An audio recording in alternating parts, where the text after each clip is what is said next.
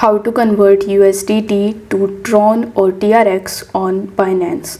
For that, first of all, open your Binance mobile application, and in order to head over to the conversion option, tap on the Binance icon in the top left hand corner of the screen. Over here on the home page, you will be able to see convert option, but if you are using Binance Pro, then you will have to follow one more step. You need to tap on the more services, and there you will be able to see convert option. Now tap on convert and you will be landed on this conversion page. Now in the from section, you need to select USDT, and here in the to section you need to tap on to, and here you need to search for TRX.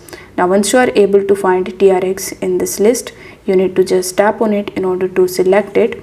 Now once the pair is selected as USDT to TRX, you need to enter the amount of USDT that you want to convert into TRX, and it will show you the equivalent amount of Tron coin that you will get. It will also show you 1 TRX's current value. So tap on the trade option and you will be able to see a bunch of other information relating to this transaction.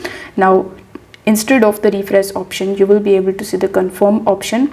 So tap on the confirm option, and within 10 seconds you just have to simply do this conversion, and then you can easily convert your USDT to TRX on Binance.